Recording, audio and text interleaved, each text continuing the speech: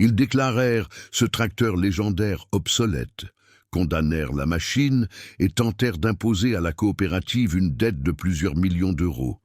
Lorsqu'une mécanicienne arriva sur la cour et commença à questionner le rapport d'expertise, ils se moquèrent d'elle et lui dirent « C'est irréparable, il n'y a plus rien à faire ».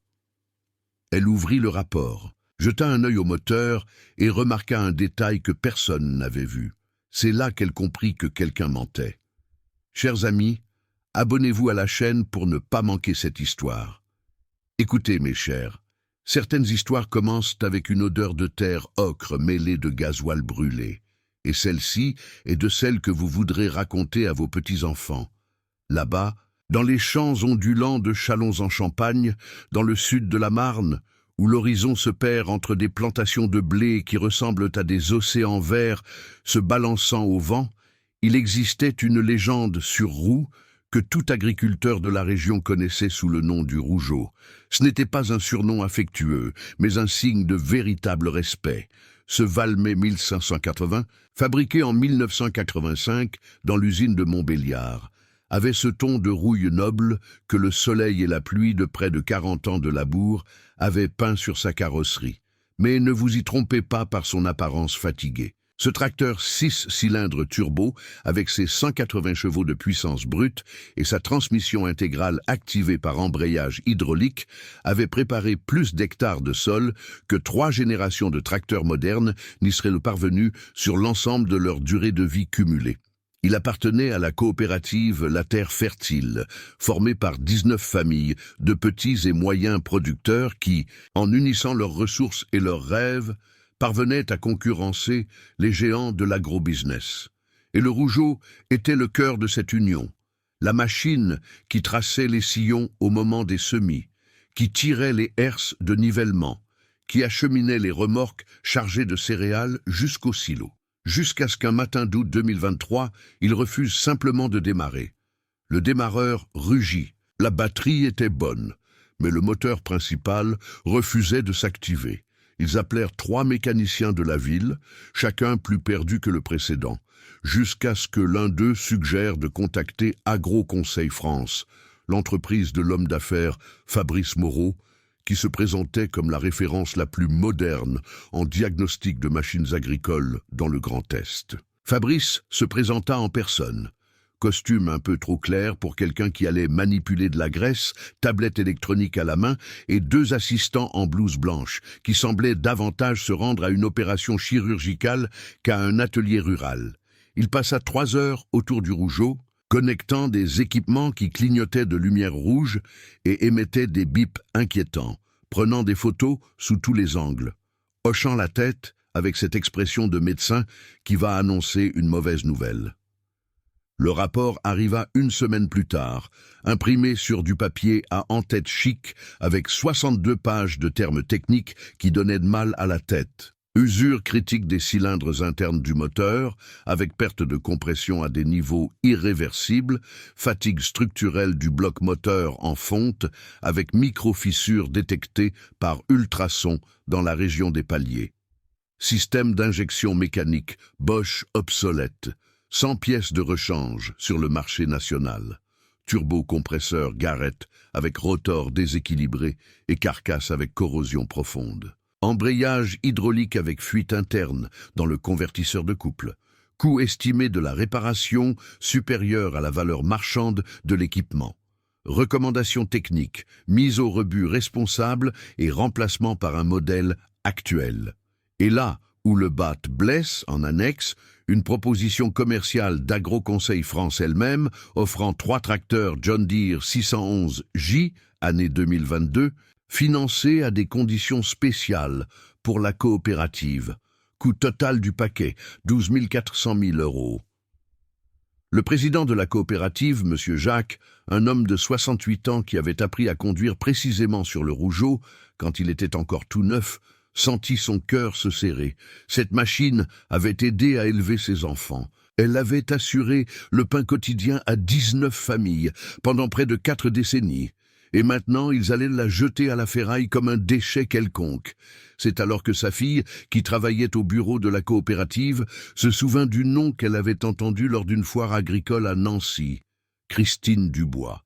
Et croyez-moi, lorsque ce nom fut prononcé pour la première fois dans cette salle de réunion étouffante, avec le rapport d'Agro-Conseil France ouvert sur la table et l'odeur de la défaite dans l'air, personne n'imaginait que l'histoire du Rougeot ne faisait que commencer. Christine avait 34 ans, était originaire de Bar-le-Duc et avait obtenu son diplôme d'ingénieure mécanicienne à l'université de Tours. Filière ingénierie mécanique avec une spécialisation en moteurs à combustion interne et systèmes hydrauliques agricoles. Mais ce qui la définissait réellement n'était pas un diplôme accroché au mur, mais plutôt ses mains calleuses qui portaient la mémoire tactile de chaque vis, joint et piston qu'elle avait démonté et remonté au cours des 15 dernières années, travaillant dans des ateliers ruraux, des concessions et, durant les 5 dernières années, en tant qu'experte technique indépendante. Elle avait l'habitude irritante, selon ses clients, de ne pas accepter les rapports d'expertise préétablis comme vérité absolue. Elle devait voir de ses propres yeux, toucher de ses propres mains, entendre de ses propres oreilles. Elle disait que les machines ne mentent pas. Ceux qui mentent sont les papiers à leur sujet. Lorsqu'elle arriva au siège de la coopérative un après-midi de septembre, au volant de sa pick-up Renault Alaskan 2018, la benne toujours pleine de boîtes à outils organisées avec une précision chirurgicale, Monsieur Jacques l'a reçu sur la cour où le Rougeot attendait son destin final, couvert par une bâche verte qui le protégeait du soleil, mais pas de la sentence de mort qui planait sur lui. « Mademoiselle, je ne vais pas mentir, » dit le vieil agriculteur, en enlevant son chapeau de paille et en essuyant la sueur de son front. « Nous avons déjà dépensé près de 20 000 € entre les mécaniciens et ce rapport. Si vous pensez pouvoir sauver ce vieux guerrier, je paierai ce qui est juste.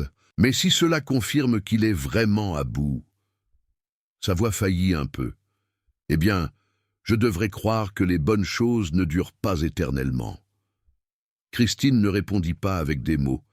Elle se dirigea simplement vers le tracteur, retira la bâche d'un mouvement ferme et resta là, immobile, pendant bien 3 minutes, juste à regarder. Ses yeux parcouraient chaque détail. La carrosserie délavée, mais sans bosse grave, les pneus Michelin encore avec un profil prononcé, le capot qui protégeait le moteur comme s'il gardait un secret. Puis elle fit quelque chose que Monsieur Jacques n'avait jamais vu faire à aucun technicien. Elle approcha son visage de l'échappement et inhala profondément. « Un peu gras, mais ce n'est pas de la combustion moteur », murmura-t-elle davantage pour elle-même. « C'est un résidu ancien de la dernière fois qu'il a fonctionné. » Elle monta dans la cabine, ajusta le siège à sa position, posa sa main sur l'immense volant et sentit la texture du plastique usé par le temps. Elle tourna la clé juste en position d'allumage, sans démarrer, et observa le tableau de bord, le compteur de vitesse affichant 0, le totalisateur horaire bloqué à 34 176 heures de travail, les manomètres de pression d'huile et de température éteints attendant le réveil du moteur. « Monsieur Jacques, » dit-elle, en descendant du tracteur avec l'agilité de quelqu'un qui avait déjà escaladé de plus grosses machines. « J'aurais besoin de 3 choses de votre part.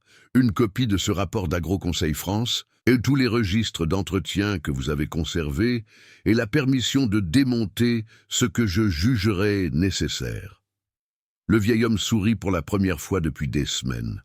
« Vous pouvez démonter jusqu'à la dernière vis, si cela prouve que quelqu'un ment à propos de mon Rougeot. » Et là, mes amis, commença une enquête qui allait bien au-delà des pistons et des cylindres. Car lorsque Christine ouvrit ce rapport technique pour la première fois et commença à comparer les photos jointes avec ce que ses yeux voyaient devant elle, une certitude grandit en son cœur. Cette machine n'avait pas de défaut terminal. Quelqu'un avait intérêt à ce que tout le monde le croie. Pendant les 5 jours suivants, la cour de la coopérative se transforma en une véritable salle d'autopsie mécanique. Sauf que la patiente n'était pas morte, comme on le disait, et Christine allait le prouver vie par vie. Le premier matin, elle arriva à 6 heures, alors que la rosée couvrait encore la carrosserie du Rougeot et que le soleil commençait à peindre le ciel de la Marne avec ses tons d'orange et de rose que seul le centre-val de Loire connaît. Elle apporta un établi mobile qu'elle installa sous une bâche tendue entre deux arbres. Elle organisa ses outils dans une séquence que seule elle comprenait.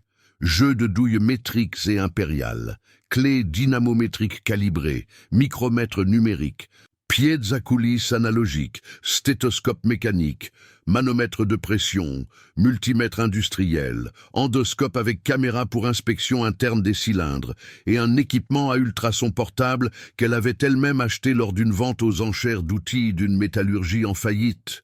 Elle commença par ce qu'Agro Conseil France classait comme point critique numéro 1, la prétendue perte de compression dans les cylindres. Elle retira les caches culbuteurs de la culasse, 6 cylindres en ligne, qui formaient le cœur du moteur Valmet Turbo. Et dès la première inspection visuelle, elle remarqua quelque chose de curieux. Il n'y avait pas de dépôt excessif de carbone sur les sièges de soupape, ce qui serait attendu si le moteur brûlait réellement de l'huile, par usure des segments de piston. Elle connecta ensuite un compresseur d'air portable et, cylindre par cylindre, réalisa le test de compression approprié. Elle fit tourner le moteur manuellement jusqu'à placer chaque piston au point mort haut. Elle injecta de l'air comprimé à 7 bars par la bougie d'injection et mesura le taux de fuite avec un manomètre différentiel.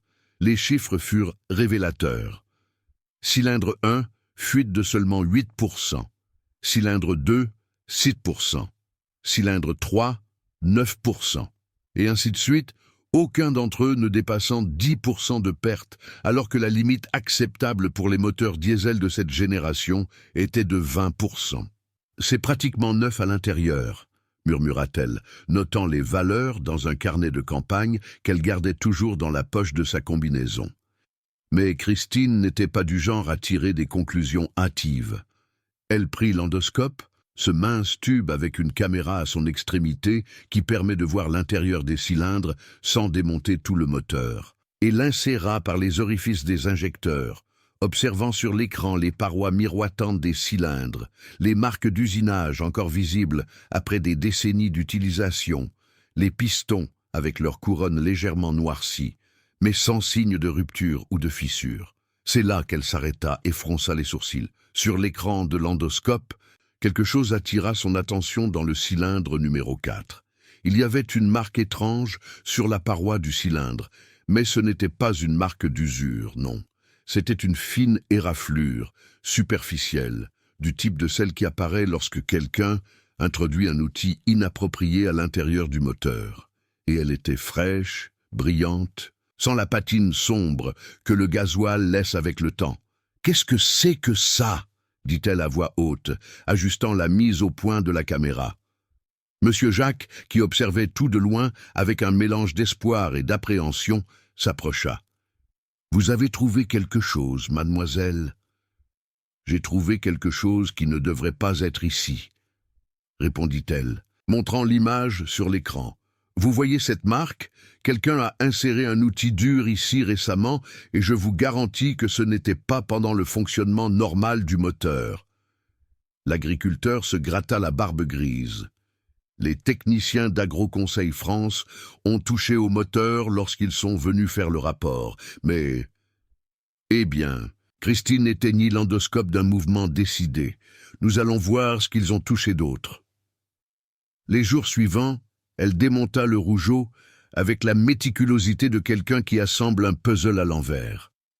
Elle retira le turbocompresseur Garrett T04, cet escargot métallique qui comprime l'air avant de l'envoyer au cylindre, augmentant la puissance du moteur. Le rapport disait que le rotor était déséquilibré et que la carcasse était corrodée, un mensonge flagrant.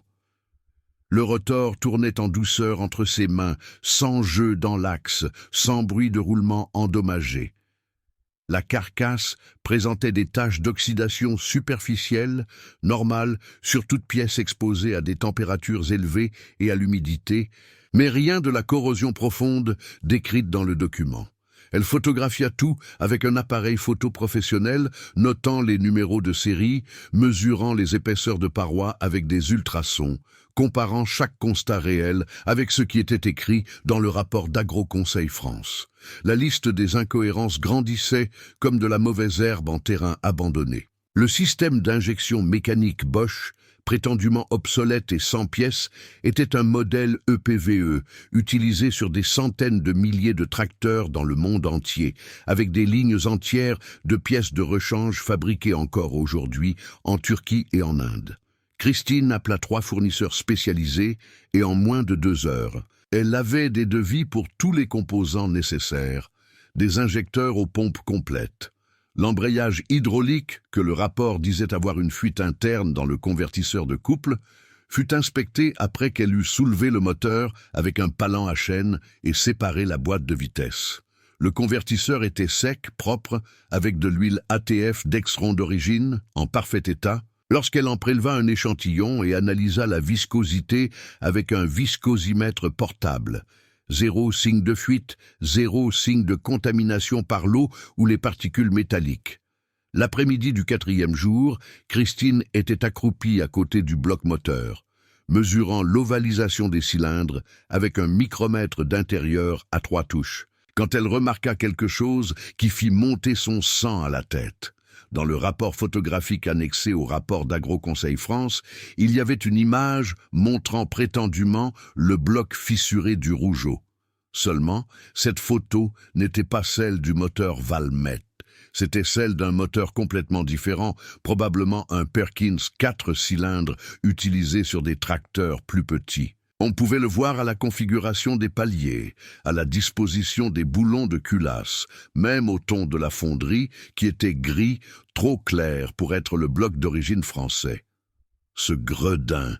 murmura-t-elle, ressentant cette rage contenue de quelqu'un qui venait de confirmer une fraude technique. Elle prit son téléphone et appela un collègue ingénieur qui travaillait dans une concession Valmet à Metz. « Marc, j'ai besoin d'un service. Peux-tu m'envoyer des photos haute résolution du bloc d'un moteur 6 cylindres 1000 ? J'ai quelque chose à comparer ici. » En 20 minutes, elle avait 5 images sur WhatsApp montrant tous les angles du bloc. Elle les plaça côte à côte avec les photos du rapport d'Agro-Conseil France sur une table improvisée. Il n'y avait aucun doute. La photo utilisée dans le rapport était celle d'un autre moteur. Une falsification documentaire flagrante. Mais Christine en voulait plus. Elle voulait comprendre la raison de tant de mensonges. Elle reprit le rapport et commença à lire attentivement. Non pas les conclusions techniques, mais les détails commerciaux cachés au milieu du texte. Il est recommandé d'acquérir un équipement moderne auprès d'un fournisseur certifié par le ministère de l'Agriculture. Et là, en bas de page, en petits caractères, Agro-Conseil France est un partenaire agréé John Deere, Case IH et New Holland pour la commercialisation dans le Grand Est. Là, les pièces du puzzle s'assemblèrent. Fabrice Moreau n'était pas seulement un consultant technique, c'était un vendeur de tracteurs neufs, déguisé en expert. Chaque rapport qui déclarait une vieille machine irréparable était une porte ouverte pour vendre un nouvel équipement avec une grosse commission à la clé.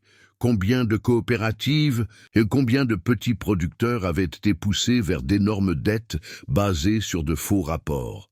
Le 5e jour, Christine fit quelque chose qui laissa tout le monde à la coopérative bouche bée. Après avoir remonté soigneusement chaque système qu'elle avait inspecté, après avoir simplement changé l'huile moteur, le filtre à carburant et les batteries qui étaient réellement faibles, après avoir vérifié que le problème d'origine était simplement un capteur de rotation moteur déconnecté, probablement délogé lors de l'inspection d'Agro-Conseil France, elle annonça « Je vais le démarrer maintenant ». Monsieur Jacques appela tous les coopérateurs. 19 familles se réunirent cet après-midi ensoleillé de septembre, formant un demi-cercle autour du rougeot. Lorsque Christine monta dans la cabine, elle tourna la clé. Le démarreur électrique rugit, faisant tourner le vilebrequin massif, 1 fois, 2 fois, 3 fois. Et puis, comme un géant s'éveillant d'un sommeil forcé, le moteur Valmet Turbo démarra avec un grondement grave qui fit vibrer le sol. Les 6 chambres de combustion explosèrent en séquence. Les pistons montaient et descendaient avec la précision d'une symphonie mécanique. Le turbocompresseur commença à siffler doucement en accélérant et un petit nuage de fumée bleutée sortit de l'échappement, normal pour tout diesel qui était resté à l'arrêt pendant des mois avant de se transformer en air transparent. Christine accéléra doucement, portant le moteur à 1200 tours par minute. Aucun bruit étrange, aucune vibration anormale, juste le son caractéristique, rauque et puissant du moteur qui avait labouré des milliers d'hectares et qui, selon un rapport frauduleux, aurait dû être à l'agonie. Elle laissa le moteur tourner au ralenti pendant 5 minutes, observant tous les instruments. Pression d'huile stabilisée à 5 bars, température montant progressivement jusqu'à 85 degrés, ampèremètre indiquant une charge normale de la batterie. Tout était absolument parfait. Lorsqu'elle l'éteignit finalement, le silence qui suivit fut brisé par quelque chose d'inattendu. Des applaudissements. Les 19 coopérateurs applaudissaient, certains les larmes aux yeux, voyant ce symbole de leur résistance rugir de nouveau. Après qu'un rapport coûteux eut décrété sa mort, M. Jacques s'approcha de la cabine, essuyant ses lunettes embuées. « Alors, il est vraiment bon, mademoiselle ?» Monsieur Jacques, ce moteur a encore une vingtaine d'années de labour devant lui, si vous en prenez bien soin. Ce qu'il y avait ici, ce n'était pas un défaut terminal, c'était du sabotage économique. Et c'est là que Christine prit une décision. Elle n'allait pas seulement remettre un contre-rapport technique, elle allait monter un dossier complet, prouvant la fraude, documentant chaque mensonge, chaque photo falsifiée, chaque donnée inventée. Elle allait confronter Fabrice Moreau personnellement, non pas avec des mots, mais avec des faits techniques qu'aucun costume clair ne pourrait démentir. Christine passa le week-end enfermée dans le petit bureau que la coopérative lui avait prêté, montant ce qu'elle appela un dossier technique forensique. Ce n'était pas un simple contre-rapport, non mes amis. C'était une pièce d'accusation méticuleuse avec 87 pages de preuves documentaires, d'analyses comparatives, de photographies haute résolution et même une feuille de calcul financière, estimant combien Agroconseil France avait profité au cours des 3 dernières années en vendant des tracteurs neufs après avoir condamné des machines anciennes parfaitement réparables.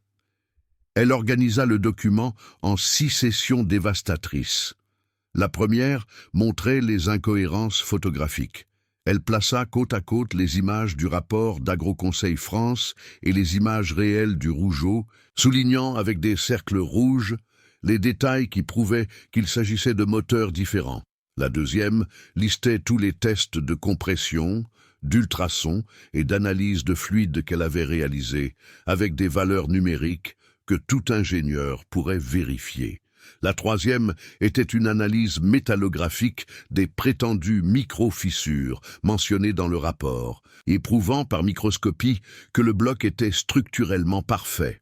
La quatrième session était particulièrement cruelle. Elle avait réussi, grâce à des contacts dans l'industrie, à obtenir les manuels techniques originaux du Valmet KIL 580, y compris les spécifications d'usine pour tous les composants.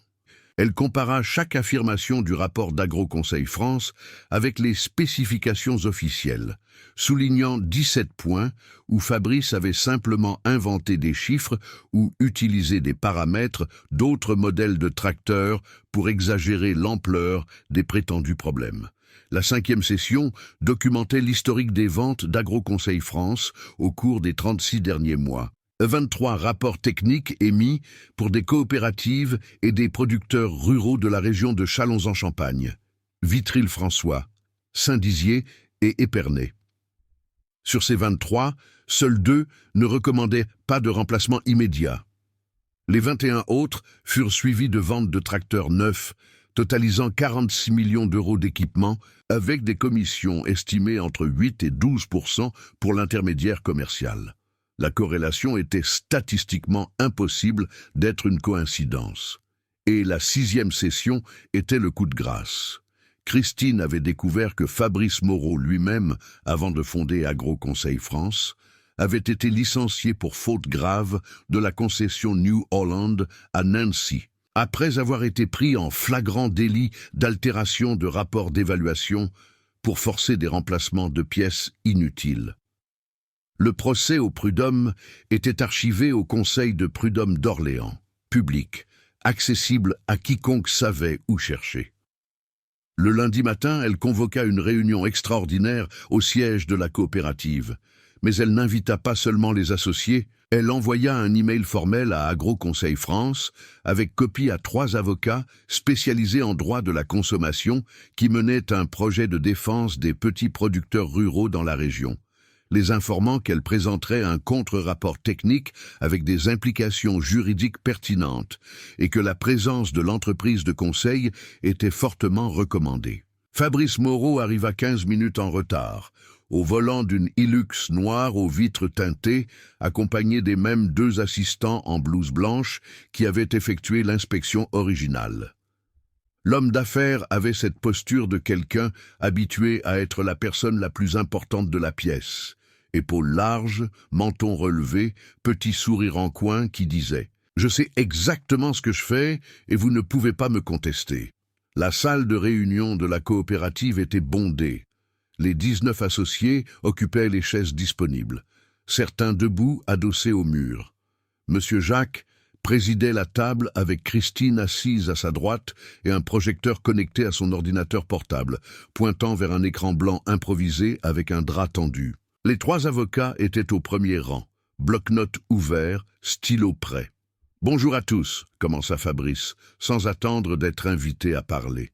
« J'ai reçu l'invitation à cette réunion avec une certaine surprise, considérant que notre rapport technique a été élaboré conformément à toutes les normes AFNOR et aux standards internationaux de diagnostic mécanique. S'il y a des doutes ponctuels sur des terminologies spécifiques, je serais ravi de les éclaircir, mais j'aimerais rappeler qu'Agroconseil France possède les certifications ISO 9001 et le label de qualité du ministère de l'Agriculture, quelque chose que tous les professionnels du domaine ne peuvent pas présenter. Le message était clair. Il essayait d'établir son autorité technique d'emblée, de disqualifier à l'avance toute contestation venant de quelqu'un qu'il considérait comme inférieur dans la hiérarchie professionnelle. Christine ne mordit pas à l'hameçon.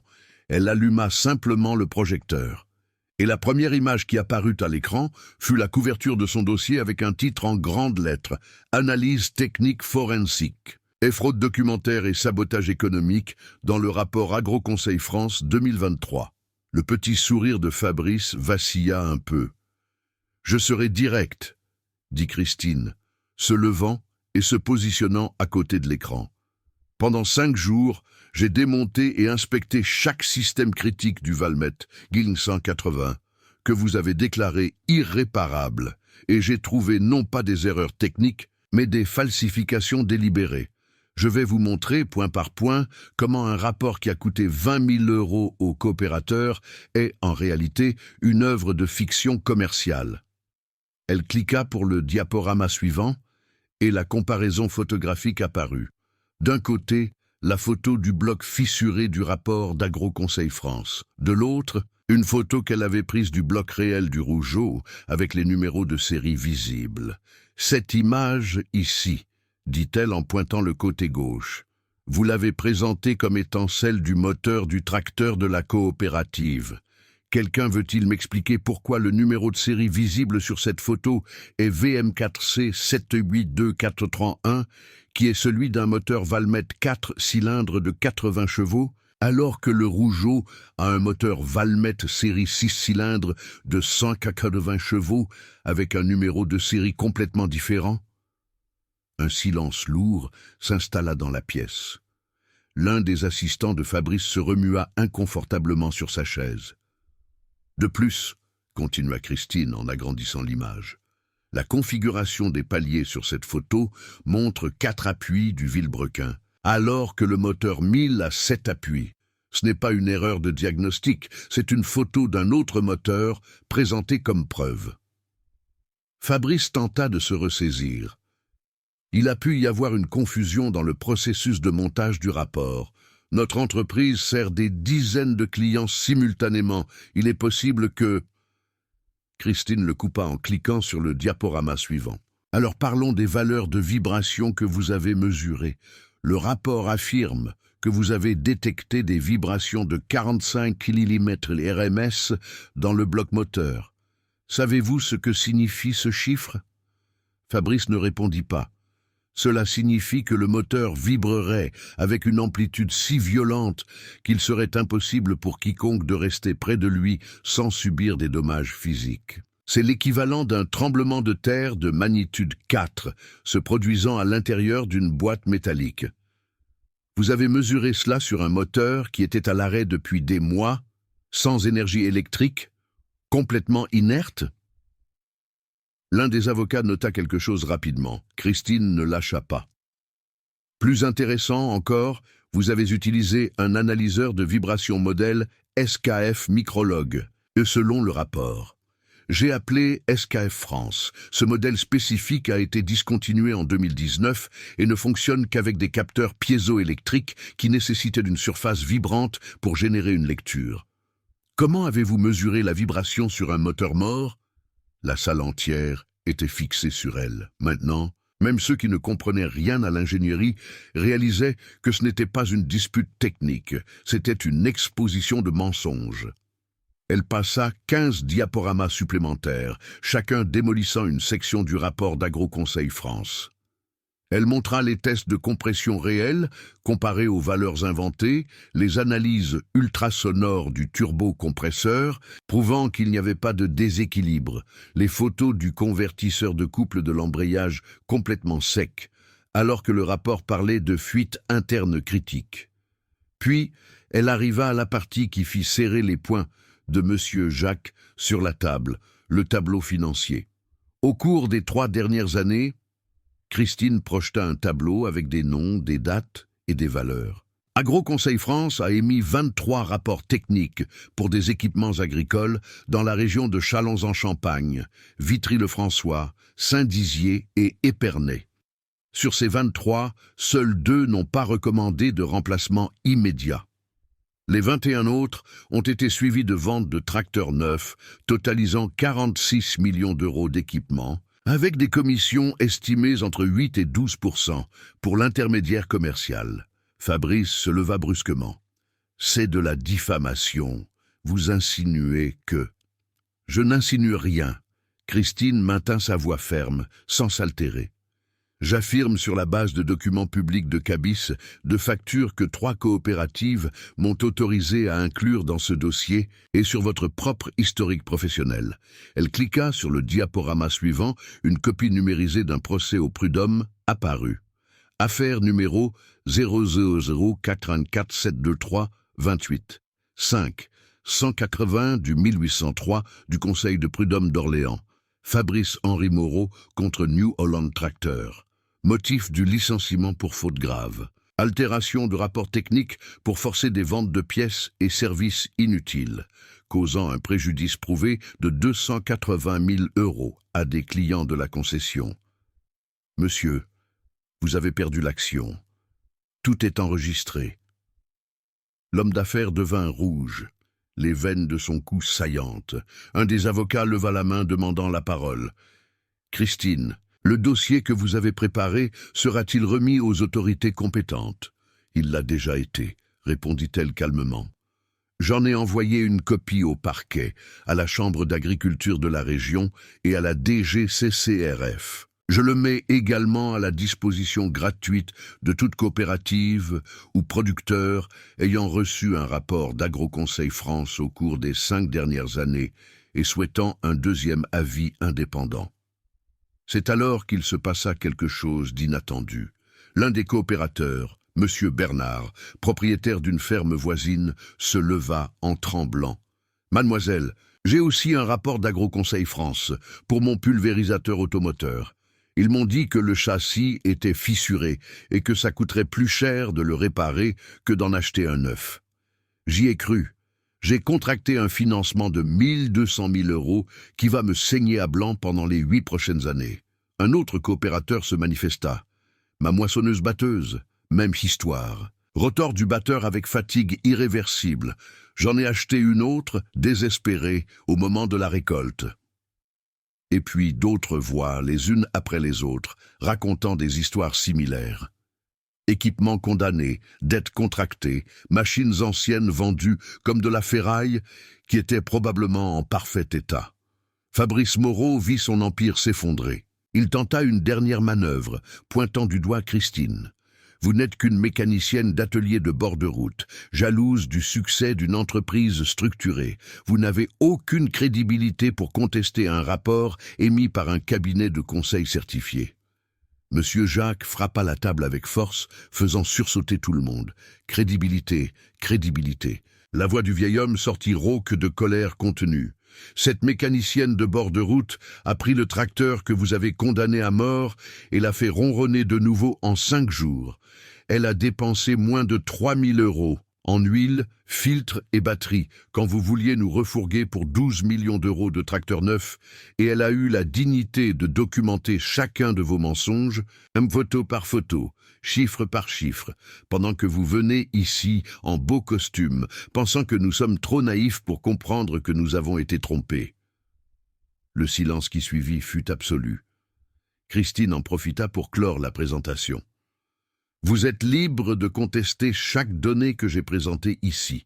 J'ai toutes les mesures, tous les rapports de test, toutes les analyses dûment signées et avec l'agrément de la Chambre d'agriculture. Le Valmet King 580 non seulement n'est pas irréparable, mais il a encore 2 décennies de vie utile devant lui. Et je suis certaine que les autres équipements qu'Agro Conseil France a condamnés en ont aussi. La question n'est plus technique, elle est juridique et morale. Un des avocats ferma son bloc-notes et regarda directement Fabrice. « Monsieur Moreau, je vous recommande vivement de consulter un conseiller juridique. Ce qui a été présenté ici constitue une escroquerie qualifiée. Une association de malfaiteurs en vue de la fraude et un préjudice moral et matériel collectif. Les montants impliqués rendent l'affaire de compétence nationale. » Fabrice Moreau quitta la salle sans dire un mot de plus, suivi par ses assistants, qui semblaient vouloir être n'importe où, sauf là.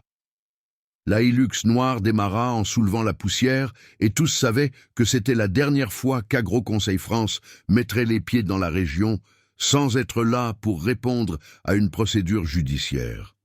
Lorsque la poussière retomba, littéralement et figurativement, Monsieur Jacques s'approcha de Christine, les yeux humides.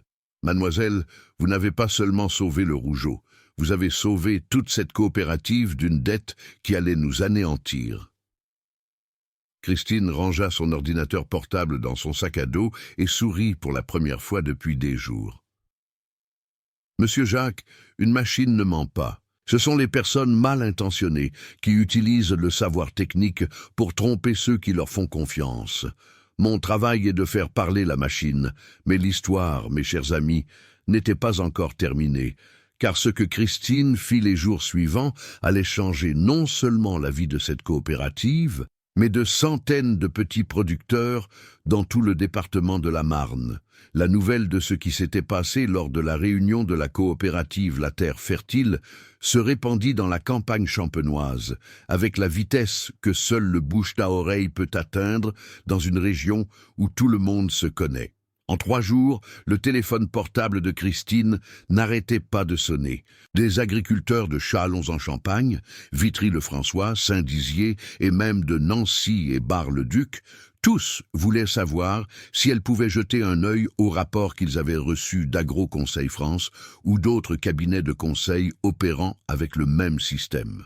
Le jeudi de cette semaine-là, elle avait 17 demandes d'expertise accumulées sur son bureau. Et croyez-moi, chaque histoire qu'elle entendait était un coup de poing dans l'estomac. Des familles endettées pour 8, 10 ans parce qu'elles avaient cru que leur machine était condamnée. Des tracteurs avec moins de 15 000 heures d'utilisation vendus comme de la ferraille à des prix dérisoires. Des moissonneuses-batteuses déclarées obsolètes qui travaillaient maintenant sur les fermes de revendeurs, qui savaient très bien ce qu'ils achetaient. Christine réalisa qu'elle ne pouvait pas y faire face seule. Elle avait besoin d'aide, mais d'aide qualifiée. Des gens qui comprenaient que ce n'était pas une simple expertise technique, c'était un travail de justice. C'est alors qu'elle appela 4 collègues ingénieurs qu'elle connaissait des congrès et des foires agricoles. Robert, spécialiste en systèmes hydrauliques de moissonneuse-batteuse, Patricia, experte en moteur diesel de forte cylindrée, Julien, expert en tracteurs à chenilles et machines de terrassement, et Vanessa, qui maîtrisait les systèmes électroniques embarqués sur les équipements modernes. Elle leur expliqua la situation et leur fit une proposition qui n'impliquait pas d'argent, du moins pas au début. J'ai besoin de vous pour monter une équipe d'experts techniques indépendants, à but non lucratif, pendant les 6 premiers mois, juste pour nettoyer le désordre que des cabinets de conseil frauduleux ont causé dans la région. Ensuite, nous structurerons cela comme une prestation de service sérieuse, avec des prix justes. Vous êtes partants ? Les 4 acceptèrent. En une semaine, ils avaient loué un entrepôt désaffecté dans la zone rurale de Châlons-en-Champagne, équipé d'outils adéquats, d'établis, d'équipements de mesure et de diagnostic. Ils baptisèrent l'opération « Expertise technique solidaire » et ouvrirent une feuille de calcul publique où tout producteur pouvait s'inscrire pour faire réévaluer son équipement. La première vague fut de 12 machines. Ils travaillèrent en système de coopération, chaque ingénieur prenant les cas liés à sa spécialité, et le résultat fut effrayant. Sur les 12 machines déclarées irréparables par des rapports payants, 11 étaient en parfait état de marche ou nécessitaient des réparations simples qui coûtaient entre 5 et 15% de la valeur qui avait été estimée pour un remplacement complet. Il y eut le cas du pulvérisateur automoteur de M. Bernard, qu'il avait mentionné lors de la réunion. Robert passa 2 jours à l'inspecter et découvrit que le prétendu châssis fissuré était en réalité une soudure froide, superficielle sur un support secondaire, facilement réparable, avec une électrode adéquate et un traitement anti-corrosion ultérieur. Coût de la réparation, 8 000 €. Le producteur s'était endetté de 1 200 000 € en achetant un équipement neuf. Il y eut la moissonneuse-batteuse d'un autre coopérateur, où Patricia découvrit que le rotor de batteur fatigué n'avait en fait qu'une usure normale des barres d'alimentation, des pièces de rechange qui coûtaient 18 000 € le jeu complet, installation comprise. Le rapport d'Agroconseil France avait estimé la nécessité de remplacer entièrement le système de battage et de séparation à 320 000 €. Chaque machine révisée était une histoire d'argent gaspillé, de confiance trahie, de familles qui avaient cru à des professionnels qui juraient de défendre la vérité technique, mais qui avaient choisi de défendre le profit à tout prix. Christine documenta tout. Chaque expertise devenait un rapport technique standardisé, avec photos, mesures, comparaison avec les spécifications d'usine, devis réels de pièces et de main-d'œuvre. Elle monta une base de données qui, en 2 mois, comptait 43 cas prouvés de rapports frauduleux ou du moins absurdement exagérés. C'est alors que le parquet l'appela pour témoigner. La procureure, Dr Hélène Fournier, avait repris l'affaire après que le dossier initial de Christine fut arrivé sur son bureau. C'était une femme d'une 50aine d'années, cheveux courts gris, lunettes à monture discrète, et cette posture de quelqu'un qui ne tolère pas les tergiversations. Elle reçut Christine dans une salle du tribunal de Châlons-en-Champagne un matin d'octobre, avec une climatisation bruyante et des piles de dossiers empilés sur des étagères métalliques. « Ingénieur Dubois, j'ai lu votre dossier 3 fois », dit la procureure, feuilletant une copie imprimée pleine de post-it colorés marquant les pages. C'est un travail impressionnant tant par la qualité technique que par le courage de confronter un système que, apparemment, une personne n'avait remis en question auparavant. J'ai besoin que vous m'aidiez à comprendre l'ampleur de cela. Christine ouvrit son ordinateur portable et montra la feuille de calcul mise à jour. Jusqu'à présent, nous avons identifié 43 cas prouvables de fraude ou de négligence grave dans des rapports émis par 3 entreprises différentes. Agroconseil France, qui est la principale, Jagagri Expertise Rurale et Agro Expertise Moreau, des sociétés associées. Curieusement, les 3 ont le même Fabrice Moreau comme associé ou consultant technique, mais sous des numéros de SIRET différents. La procureure nota les noms. Il opérait via des sociétés écrans pour rendre le traçage difficile. Exactement. Et le préjudice cumulé des producteurs, que nous avons déjà réussi à documenter, dépasse les 68 millions d'euros en achat d'équipements inutiles. Ce sont des intérêts de financement qui dureront des années. Dr Hélène respira profondément. C'est la plus grande affaire d'escroquerie rurale qui ait jamais transité par ce tribunal. J'aurais besoin que vous et votre équipe agissiez comme assistants techniques du parquet. Des expertises officielles sur tous les équipements que nous pourrons localiser, des contre-rapports, tout documenté pour une procédure pénale et une action civile publique en réparation des dommages. Christine accepta sur le champ. Ce n'était pas seulement une question de justice sur papier, il s'agissait d'empêcher que d'autres familles ne tombent dans le même piège. Les semaines suivantes, le travail devint pratiquement un second emploi. Pendant la journée, elle et son équipe effectuaient les expertises techniques. La nuit, elle rédigeait des rapports pour le parquet, répondait aux questions des avocats, fournissait des éclaircissements aux juges qui ne comprenaient rien au moteur diesel, mais devaient statuer sur des mesures conservatoires. Le revirement survint lorsque la gendarmerie exécuta des mandats de perquisition dans les bureaux d'Agro-Conseil France. Ils trouvèrent un disque dur externe avec une sauvegarde de 5 ans de rapports émis, y compris des brouillons et des versions éditées qui montraient clairement la manipulation de données. Il y avait un fichier nommé « Modèle rapport générique » DocX, où il suffisait de changer le nom du client et de la machine pour générer un document identique à ceux qui avaient été présentés comme des analyses techniques individualisées. Plus grave encore, ils trouvèrent des feuilles de calcul détaillant les commissions payées par les concessions de tracteurs. Chaque fois qu'un rapport d'Agro-Conseil France entraînait la vente d'un nouvel équipement. Les montants variaient entre 8 et 15% du prix final, selon la marque. John Deere payait 12%, Case IH payait 10%, New Holland payait 15%. C'était une affaire trop lucrative pour être honnête. Fabrice Moreau fut inculpé d'escroquerie qualifiée, de formation d'organisation criminelle et de falsification de documents privés. 3 concessions furent mises en cause dans une action civile publique pour préjudice moral collectif. Les procédures prendraient des années avant de passer en jugement. Tout le monde le savait, mais les dégâts sur la réputation furent immédiats. Pendant ce temps, quelque chose de beau commença à se produire à la coopérative La Terre Fertile. Avec l'argent qu'ils n'avaient pas eu à dépenser pour acheter des tracteurs neufs inutiles, les 19 associés décidèrent d'investir dans la création d'un véritable atelier mécanique communautaire. Ils rénovèrent un hangar de 500 mètres carrés, achetèrent des équipements de diagnostic, des outils adéquats, même un tour d'établi et une machine à souder MIG. Et ils invitèrent Christine à être la coordinatrice technique. Elle accepta à une condition, que l'espace soit également utilisé pour enseigner aux jeunes de la région, principalement des femmes qui voulaient entrer dans le domaine, mais n'avaient pas d'opportunité, qu'elles puissent apprendre la mécanique lourde de manière réelle, avec des instructeurs qualifiés manipulant de vraies machines, et comprenant que le savoir technique était un pouvoir contre la tromperie.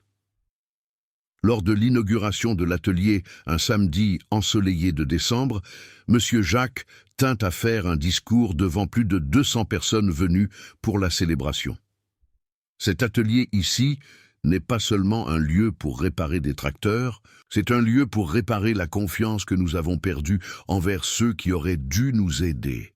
C'est un lieu pour prouver que la vraie connaissance vaut plus que le baratin d'un vendeur.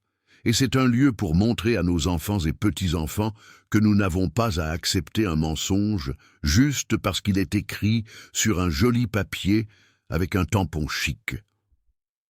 Christine était à ses côtés, en combinaison bleu propre, les cheveux attachés en queue de cheval, et pour la première fois depuis des mois, elle sentit que tout cela en avait valu la peine.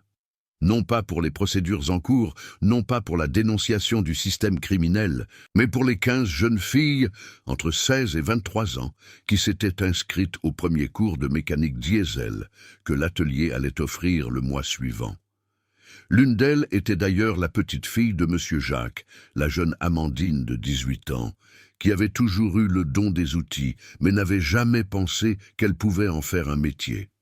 Tati Christine. La jeune fille avait commencé à l'appeler ainsi. « Quand je serai grande, je veux être comme vous, je veux savoir réparer les choses et savoir quand on essaie de nous tromper. » Et Christine répondit quelque chose qui résumait tout ce qu'elle croyait. « Amandine, quand tu apprendras à faire parler la vérité à une machine, personne ne pourra plus jamais te tromper avec de belles paroles. » Des mois plus tard, mes chers amis, l'atelier communautaire de la coopérative La Terre Fertile était devenu une référence dans toute la région sud de la Marne. Ce qui avait commencé comme un espace de 500 mètres carrés avec des équipements de base, s'était agrandi pour inclure 3 modules d'enseignement, une bibliothèque technique avec des manuels de plus de 200 modèles différents de machines agricoles, et une salle de diagnostic équipée d'une technologie qui ferait pâlir d'envie de nombreuses grandes concessions. Mais ce qui rendait cet endroit vraiment spécial n'était pas dans les outils, c'était dans les gens.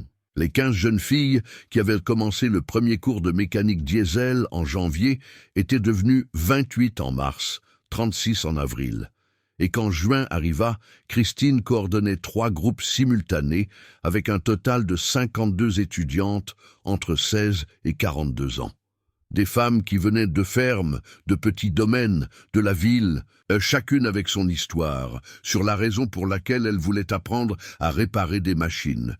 Il y avait Jessica, 21 ans, fille d'un mécanicien décédé dans un accident et qui avait laissé l'atelier familial fermé parce que les femmes ne comprennent rien aux moteurs. Il y avait Madame Martine, 42 ans, veuve d'un producteur rural, que ses enfants poussaient à vendre les terres, car elle ne savait pas gérer la ferme seule. Il y avait Camille, 19 ans, qui avait abandonné la faculté de gestion, car son vrai rêve était de travailler de ses mains, de réparer les choses, de redonner vie aux machines. Et toutes avaient un point commun. Elles voulaient vraiment comprendre, pas seulement mémoriser des procédures. Christine enseignait, en commençant par les bases, comment fonctionne la combustion interne d'un moteur diesel? Pourquoi le taux de compression est important, ce qui se passe quand un piston monte et descend à l'intérieur d'un cylindre?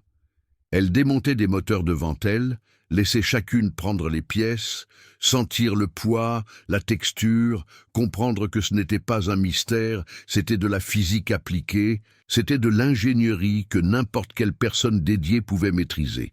À la fin du premier semestre, la promotion inaugurale réalisa le projet final, récupérer complètement un tracteur Massey Ferguson 265, année 1982, qui avait été abandonné dans un pâturage depuis 8 ans. Les jeunes filles travaillèrent en équipe. L'une s'occupa de la partie électrique, une autre du système hydraulique, une autre de la transmission, une autre du moteur.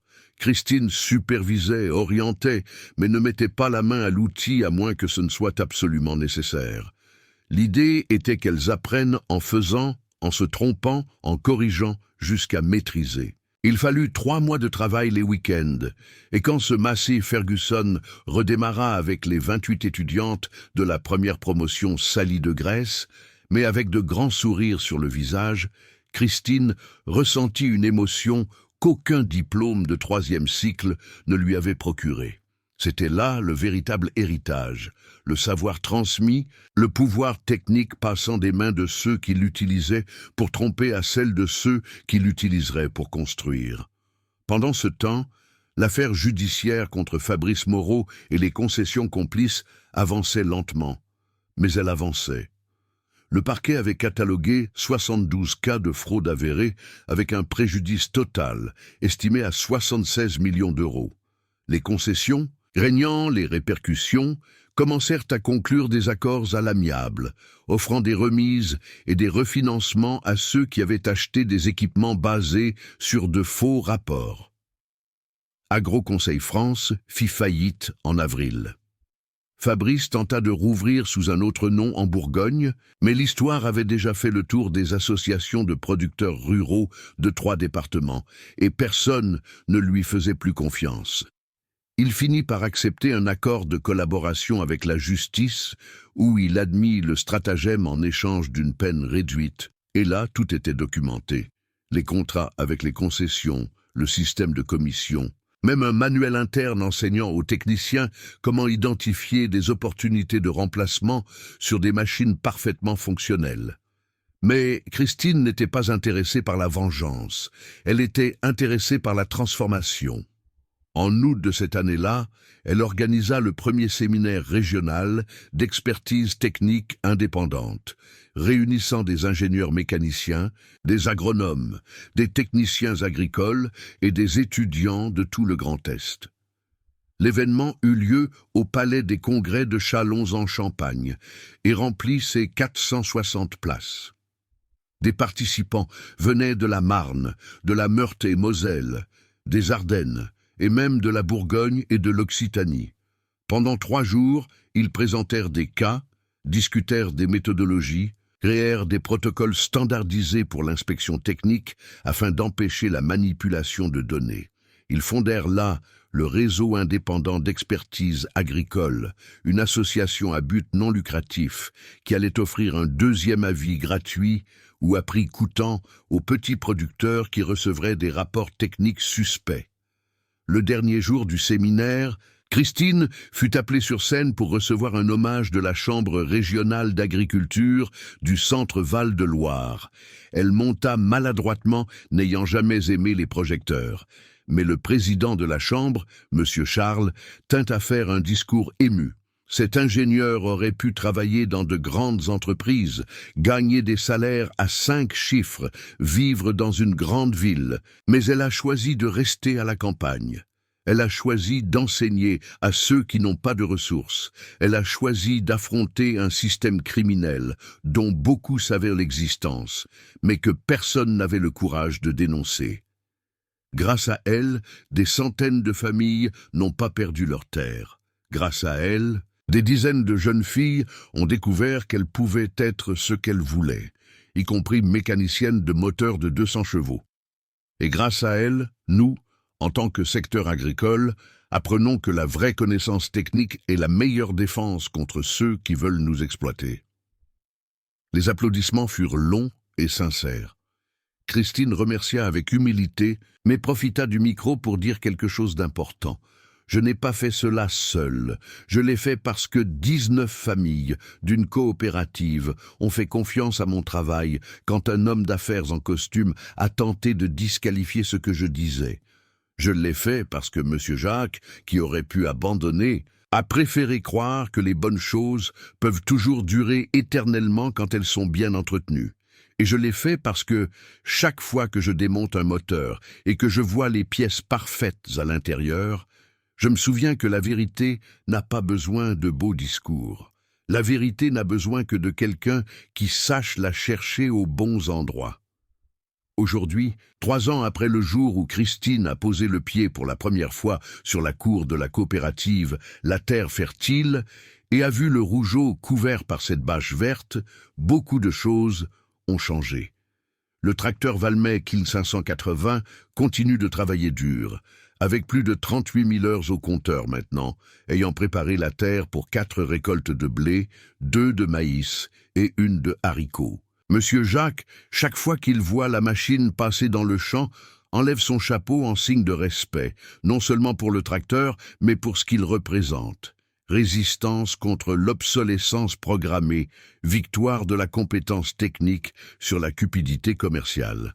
L'atelier communautaire a déjà formé 163 mécaniciennes spécialisées en équipements agricoles. 12 d'entre elles ont ouvert leurs propres entreprises. 5 ont été embauchées par des concessions sérieuses qui ont compris la valeur d'avoir des professionnels réellement qualifiés. 8 étudient l'ingénierie mécanique dans des universités publiques avec des bourses d'études, et le reste travaille dans les fermes de leur propre famille, garantissant que personne ne pourra plus jamais imposer une nouvelle machine inutile à leurs parents ou à leurs enfants.